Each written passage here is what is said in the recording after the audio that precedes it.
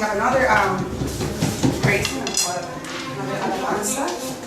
So can you please remain standing up? Yo te alabo con mi voz, yo te alabo de corazón, yo le alabo con mi voz, y si me falta la voz, yo le alabo con mis manos, y si me faltan las manos, yo le alabo con los pies, y si me faltan los pies, yo le alabo con el alma, y si me faltan el alma, es que ya me fui con él, con corazón, yo le alabo con mi voz, yo le alabo de corazón, yo le alabo con mi voz, y si me falta la voz, yo le alabo con las manos, y si me faltan las manos, yo le alabo con los pies, me faltan los pies, yo le alabo con el alma, y si me falta el alma, es que ya me fui con él, le alabo de corazón, yo le alabo con mi voz, yo le alabo de corazón, yo le alabo con mi voz, y si me falta la voz, yo le alabo con las manos, y si me faltan las manos, yo le alabo con los pies, me faltan los pies, yo le alabo con el alma, si me falta el alma, es que ya me fui con él, le alabo de corazón, yo le alabo con mi voz, yo le alabo de corazón, yo le alabo con mi voz, y si me falta la voz, yo le alabo con las manos, y si me faltan las manos, yo le alabo con los pies, me faltan los pies, yo le alabo con el alma, me falta el alma, es que ya me fui con él, le alabo de corazón, yo le alabo de corazón.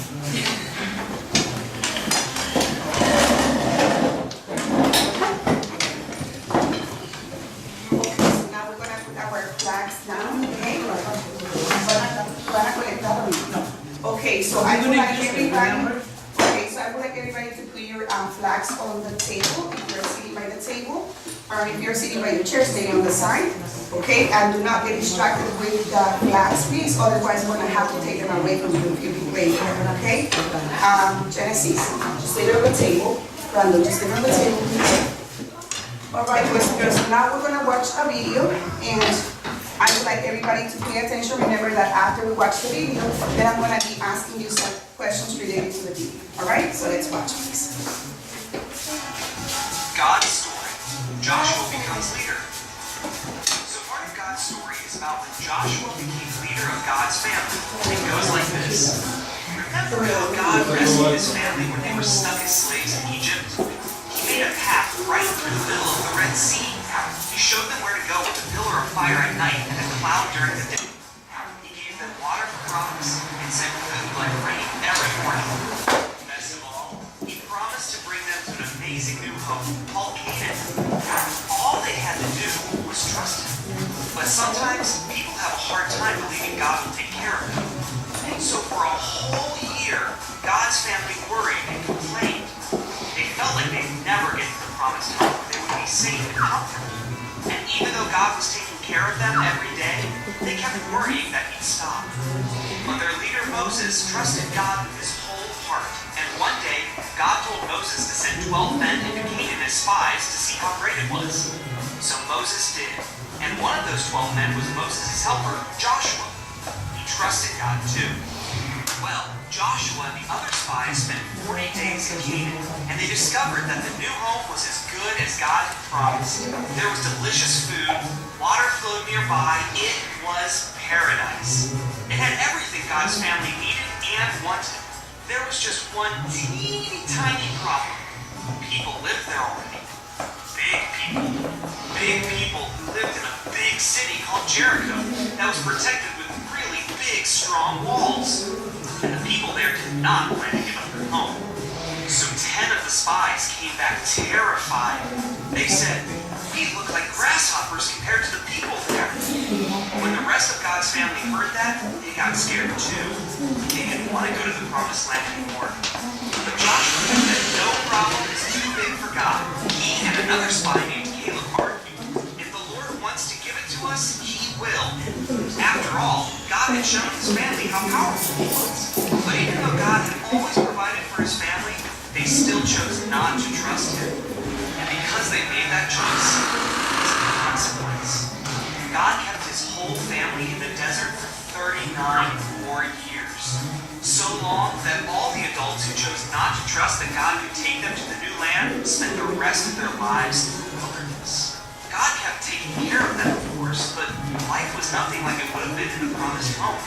The good news is, there was a blessing for Joshua and Caleb's obedience. They did live long enough to get to Canaan. See, God always keeps his promises. So eventually, he took his family into the promised land, and God chose a new leader to take them there, a guy who would trust him with his whole heart like Moses had. Yep, Joshua. And that's the story of when Joshua became the leader of God's family. So in case you missed it, here's the quick version. God took care of his family. He promised them a new home. They had to trust him. 12 spies visited Canaan. They already lived there. Joshua and Caleb trusted God. Most of God's family got scared. God's family stayed in the desert. God kept his promise. Joshua got ready to lead God's family into the promised land. And that's a part of God's story. All right, boys and girls, so now here are the questions. I would like to know who can tell me who was the story about? Gigi? Abigail. Yes. Do you remember who was the story about? What was the name of the person that the video showed? The girl trying to find her parents because they turned slavery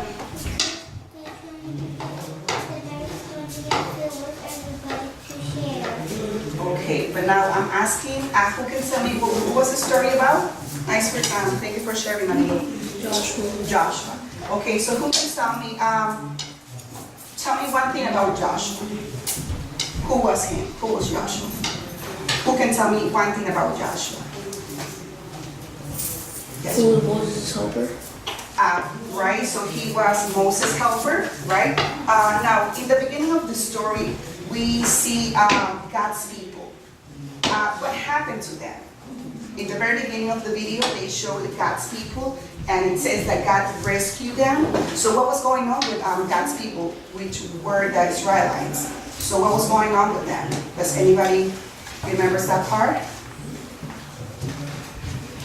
Did they have like their own place to live, like a town or a country? Yes, no?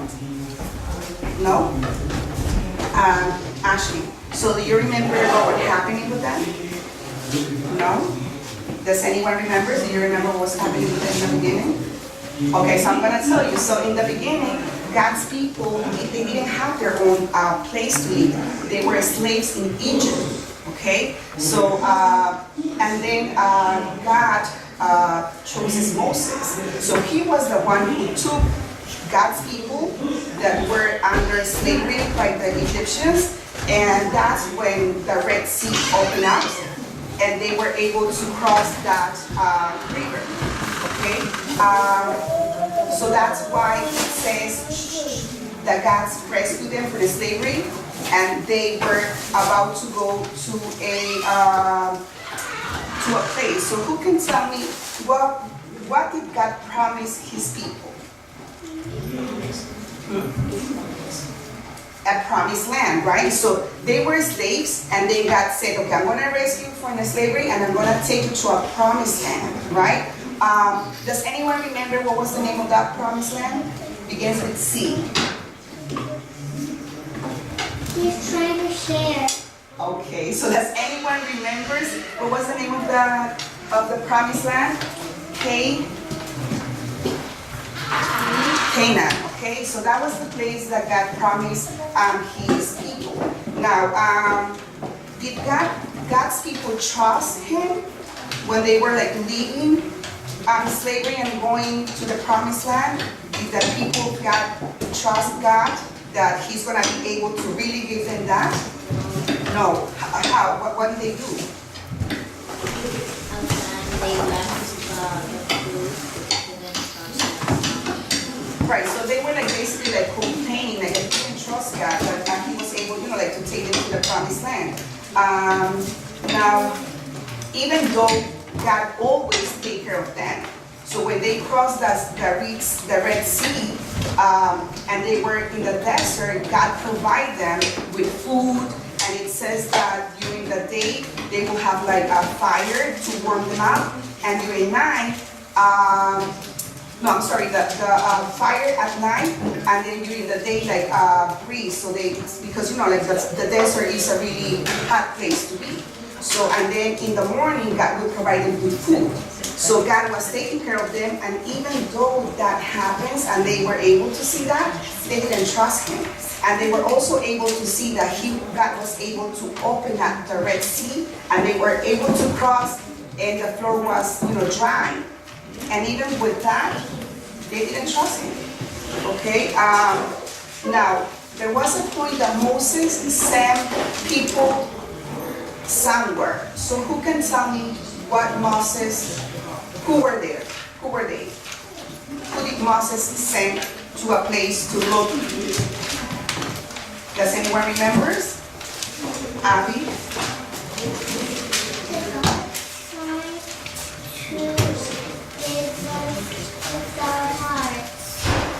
Okay.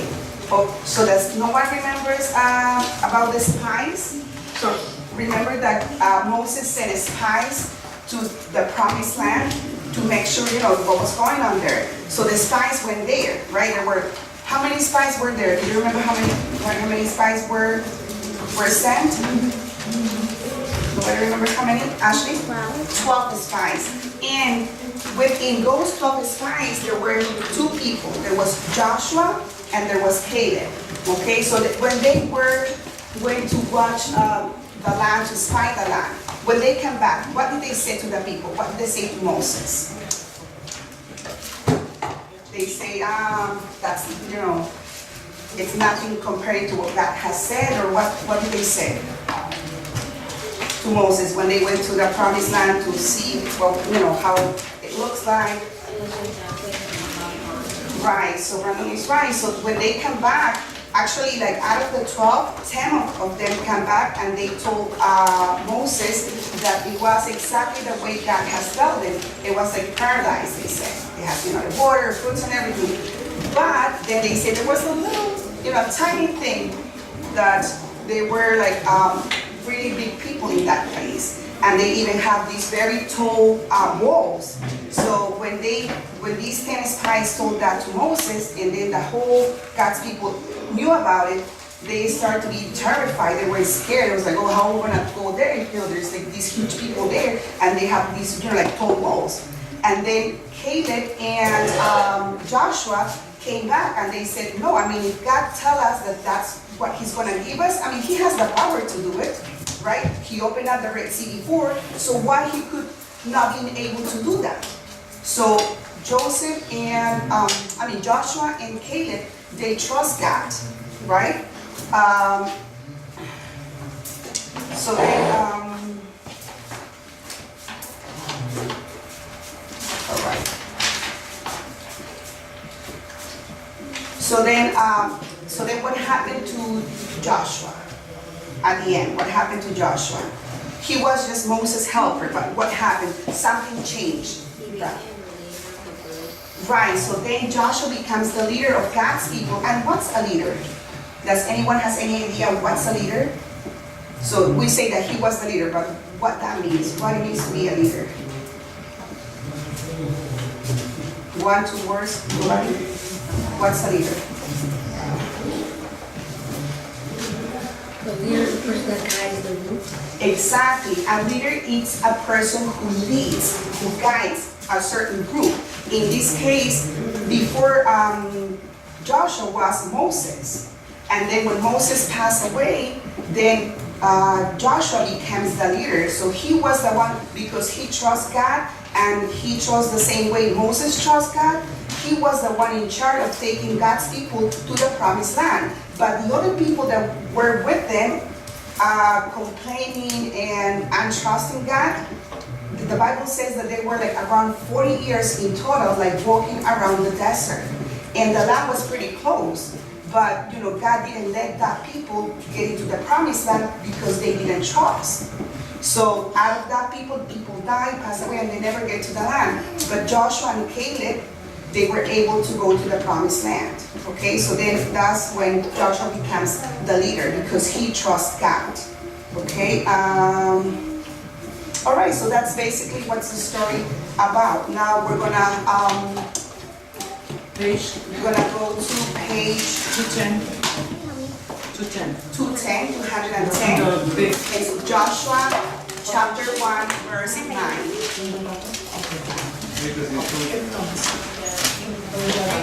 So it's page